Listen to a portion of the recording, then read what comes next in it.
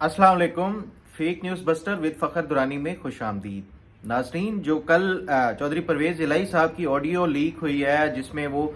अदलिया के हवाले से कुछ बात कर रहे हैं कि केस किस बेंच के सामने फिक्स होगा और जो कुछ अहकामात जारी कर रहे थे, तो उससे मुझे एक वाक़या याद आया 2018 का। 2018 में एक ब्यूरोक्रेट से मेरी मुलाकात हुई। उनसे मैंने पूछा कि आपकी बाकी तो बेशुमार इलेक्शन कमीशन तैनातियां कर रहा है, डिप्टी कमिश्नर्स हों या कमिश्नर्स की तैनातियां कर रहा है इलेक्शन से पहले, तो आपकी तैनाती क्यों नहीं हुई? क्योंकि आपका शुमार एक कम्पिटेंट ऑफिसर्स में से होता है। तो उसने कहा कि ये जितनी भी तैनातियां हो रही हैं ये इलेक्शन कमीशन नहीं कर रहा, बल्कि जनरल फैज़ हमीद साहब की तरफ से रिकमेंडेशंस होती है, उनकी बाकायदा अप्रूवल आती है, तो उसके बाद किसी भी ज़िले में या डिवीज़न में कमिश्नर हो या डिप्टी कमिश्नर हो या इवन डीपीओ लोअर लेवल तक की भी जितनी भी तैनातियां हो रही थी, ये सारी जनरल फैज़ हमीद साहब के इंस्ट्रक्शन के बगैर नहीं हो रही थी। तो ये 2018 का बात है। अब अगर देखें 5 साल गुजर गए, ब्यूरोक्रेसी के तबादले हों या इस तरह की दीगर कोई भी जो भी पाकिस्तान में फैसला साजी की जाती है, उसमें किसी न किसी के पीछे, हर काम के पीछे कोई ना कोई मकसद होता है और कोई ना कोई किसी का हाथ होता है। अब मैं आज बात करूंगा कि ये जो हालिया अभी लाहौर के सीसीपीओ की तरफ से जो ट्रांसफ़र किया गया था मौजूदा हुकूमत की तरफ से, तो उसके बाद जो सुप्रीम कोर्ट ने फुर्तियां दिखाई और जो आज इस हुकूमत से पहले जो ट्रांसफ़र एंड पोस्टिंग्स की गई थी बुज़दार दौर में, वो किन के अहकामात पर होती थी और जो उसमें फरा गोगी का और खावर मानिका का क्या रोल था, और फरा गोगी कहाँ पे बैठ के डीएचए के एक मशहूर कैफे में बैठ के ये जो ट्रांसफर एंड पोस्टिंग के हवाले से दरबार लगता था, जिसमें वो उनके पास जाके कोई भी अपनी जो है ना कीमती तहाइफ लेके जाएं, तो उसके बाद किस तरह ये ट्रांसफर एंड पोस्टिंग का फैसला होता था, आज के इस प्रोग्राम में डिटेल में शामिल करते हैं। नाजरीन, ये जो जुडिशल एक्टिविज्म है, इसका खमियाजा पाकिस्तान ने बारहा भुगता है, जिसकी हालिया कुछ अगर मैं आपको मिसालें दूं, चौधरी इफ्तिखार चौधरी के दौर में जब वो चीफ जस्टिस ऑफ पाकिस्तान थे, तो उस टाइम जुडिशल एक्टिविज्म जो थी वो अपनी इंतहा पर थी। सेक्रेटरी हो, कोई भी गवर्नमेंट की मशीनरी हो, वो उनके सामने और उनकी अदालत में जाने से डरता था। कोई भी पाकिस्तान में ऐसा फैसला जो जनाब उस टाइम के चीफ जस्टिस इफ्तिखार चौधरी को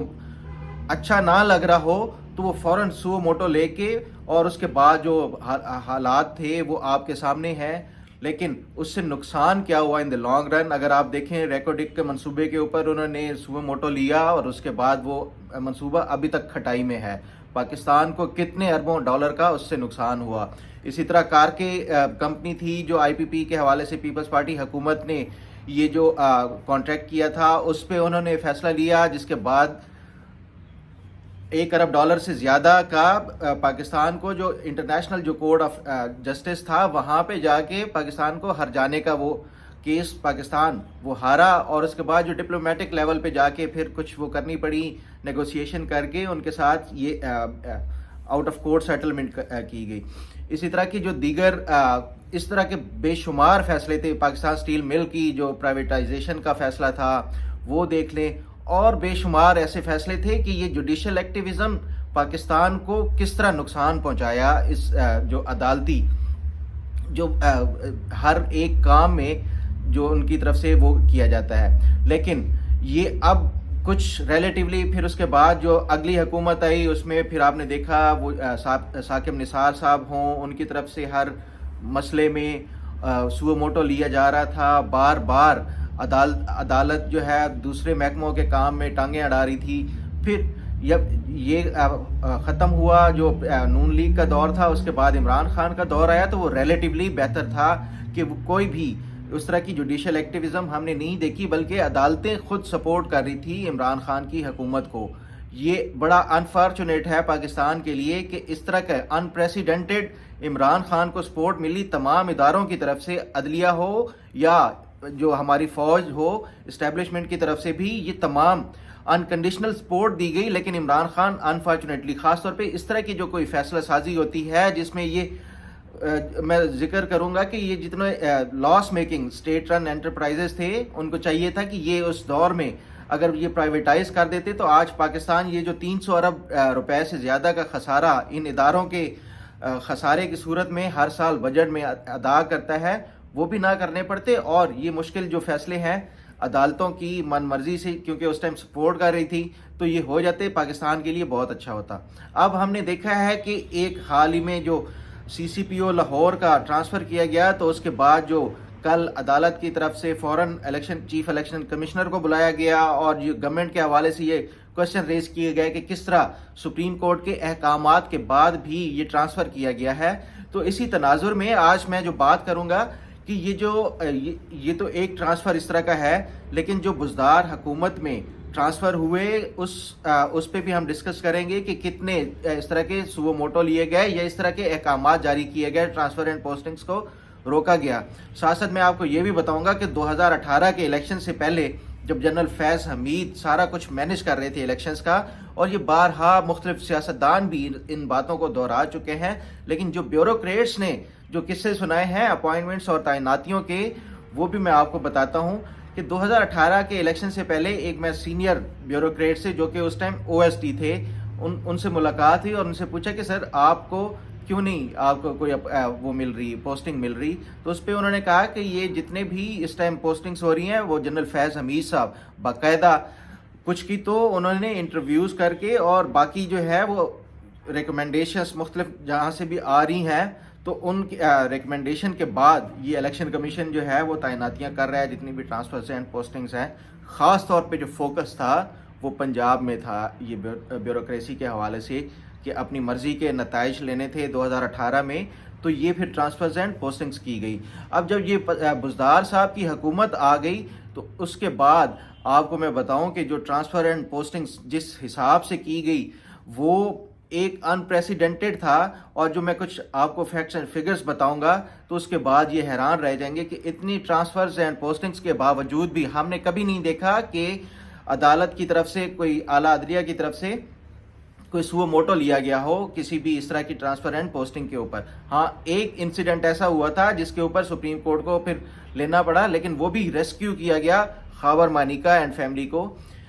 جو انہوں نے DPO پاک پتن کا تبدیل کیا تھا،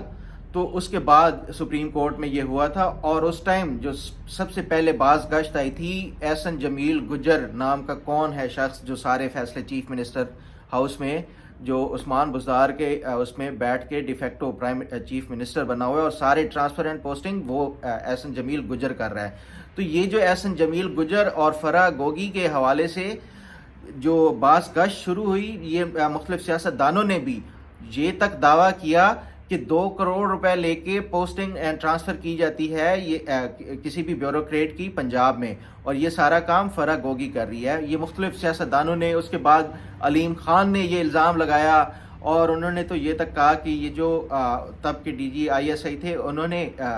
جنرل عاصم منیر جو اب چیف آف آرمی اسٹاف ہیں انہوں نے بھی عمران خان کو یہ کمپلینٹ کی کہ یہ اس کے اوپر نظر رکھیں یہ جو پنجاب میں جو کچھ ہو رہا ہے، لیکن اس کے بعد عمران خان ناراض ہو گئے تھے یہ جو اب موجودہ چیف آف آرمی اسٹاف ہیں ان سے، اور اس کے بعد ان کی ٹرانسفر ہوئی تھی DG ISI سے۔ تو اب میں آپ کو بتاؤں کہ یہ جو مشہور ہے فرح گوگی کے حوالے سے کہ یہ DHA میں ایک مشہور کیفے ہے، وہاں پہ شام کو ان کا دربار لگتا تھا، جس نے بھی ٹرانسفر اینڈ پوسٹنگ کرانی ہوتی تھی کہتے ہیں کہ فرح گوگی کو جو مشہور اور مہنگے برانڈز کے ہینڈ بیگ ہیں وہ بہت پسند تھے، اور اگر کسی نے ٹرانسفر اینڈ پوسٹنگ کرانی ہو تو وہ ہینڈ بیگ اس طرح کے لے کے بھی ان کو دے کے جو اپنی مطلوبہ جو پوسٹ ہے وہ حاصل کر سکتا تھا۔ اب ذرا جائزہ لیتے ہیں کہ یہ جو فرح گوگی اور ان کا جو ڈسٹرکٹ تھا گجرانوالا اور باقی جو دیگر وہ تھے پنجاب میں جو بیوروکریسی کے تبادلے ہوئے وہ کتنے ہوئے۔ دی نیوز کے ایڈیٹر انویسٹیگیشن ہیں انصار عواسی صاحب، انہوں نے مئی 2022 میں ایک خبر کی ہے جس کے مطابق جو پنجاب میں سب سے زیادہ بیوروکریسی کی جو ٹرانسفر اینڈ پوسٹنگ کی گئی وہ باقی چاروں صوبوں کی نسبت پنجاب میں کی گئی۔ کیا آپ جانتے ہیں کہ کتنے جو مختلف جو پنجاب کی ٹاپ کی بیوروکریسی ہے اس میں کس حد تک یہ ٹرانسفر اینڈ پوسٹنگ کی گئی؟ ان کی خبر کے مطابق 1100 secretaries, DIG secretaries, director general, commissioner, deputy commissioner और उसके साथ साथ एडिशनल डिप्टी कमिश्नर तब्दील किए गए। जी हाँ, 1100 ये जो एडमिनिस्ट्रेटिव पोस्ट के ऊपर 1100 लोगों का तबादला किया गया उस्मान बुज़दार के 3.5 सालों में। और उसके साथ साथ जो अंसार अब्बासी साहब की खबर है उसके मुताबिक 2000 सीनियर जो पुलिस ऑफिसर्स थे उनकी ट्रांसफ़र एंड पोस्टिंग की गई पंजाब में 3.5 सालों में 2000 ट्रांसफ़र एंड पोस्टिंग। और जो सबसे ज़्यादा ट्रांसफ़र और पोस्टिंग की गई इस खबर के मुताबिक वो जो 4 अजला हैं उनमें सबसे ज़्यादा ट्रांसफ़र एंड पोस्टिंग की गई। उसमें एक लाहौर है, एक उस्मान बुज़दार का अपना जो डिस्ट्रिक्ट है डेरा गाजी खान, और जो तीसरा है इसमें वो गुजरांवाला डिवीज़न। और ये अंडरस्टूड लग रहा है, गुजरांवाला जो है ये फरागोगी और एहसन जमील गुजर का डिस्ट्रिक्ट था। इसी तरह ये जो डेरा गाजी खान है वो उस्मान बुज़दार का था। तो ये अपनी मनपसंद जो ब्यूरोक्रेसी थी उसको तैनाती के लिए, मनपसंद तैनाती के लिए वो बार बार ये तब्दीलियां करते रहे, ट्रांसफ़र एंड पोस्टिंग करते रहे। और जो सबसे ज़्यादा जो कम ट्रांसफ़र एंड पोस्टिंग की गई है किसी भी डिस्ट्रिक्ट में, वो आपको बताऊं आप हैरान हो जाएंगे, वो जनरल फैज़ हमीद का जो शहर है, आबाई शहर है चकवाल में सबसे कम ट्रांसफ़र एंड पोस्टिंग की गई। डिप्टी कमिश्नर की तैनातियां हों या उसके साथ साथ जो डीपीओज़ की हो, ये इस जनाब फैज़ हमीद साहब के शहर में सबसे कम की गई शायद ये। और जो अगर मैंने जो देखा है रिकॉर्ड के मुताबिक 2 जो डिप्टी कमिश्नर्स आए वो जो फ़ौज की तरफ से आते हैं, कैप्टन रिटायर्ड थे वो थे, और एक और हैं। 3 टोटल 3.5 सालों में 3 डिप्टी कमिश्नर्स तब्दील किए गए थे फैज़ हमीद साहब के शहर में। हालांकि जो मियाँ वाली का शहर है, जो मैंने रिकॉर्ड देखा है, मियाँ वाली में भी इतनी ज़्यादा ट्रांसफ़र एंड पोस्टिंग नहीं की गई जो इमरान खान का शहर जहाँ से वो अपना इलेक्शन जीते हैं। लेकिन ये जो 3 शहर थे, और चौथा जो जिसमें सबसे ज़्यादा ट्रांसफ़र एंड पोस्टिंग की गई वो जनाब खावर मानिका का शहर पाकपतन है। तो ये इन 3-4 लोगों ने पंजाब में उस टाइम एक अंधेर नगरी मचा रखी थी कि कोई भी अगर पसंद नहीं है कोई ब्यूरोक्रेट तो उसको फ़ौरन, चाहे ये ट्रांसफ़र किसी भी और फ़ौरन, एक बाज़ औक़ात तो कुछ केसेस में 1 महीने में भी ट्रांसफ़र एंड पोस्टिंग की गई है। तो ये जो उस टाइम अदलिया की एक्टिविज़म थी वो हमने नहीं देखी जो अब देख रहे हैं। तो ये एडमिनिस्ट्रेटिव कामों में अदलिया अगर इस तरह की कोई भी दखल अंदाजी करेगी, इस पाकिस्तान की बेहतरी इसी में है कि हम कोई भी इदारा हो वो अपनी लिमिट में रह के वो अपनी जो लिमिट क्रॉस ना करे। इसी में ही पाकिस्तान की भलाई है और इसी से ही पाकिस्तान तरक्की कर सकता है। उम्मीद है आपको आज का प्रोग्राम भी पसंद आएगा। अपना फीडबैक ज़रूर दीजिएगा। अल्लाह ताला आपका हामी और नासिर हो। अल्लाह हाफिज़।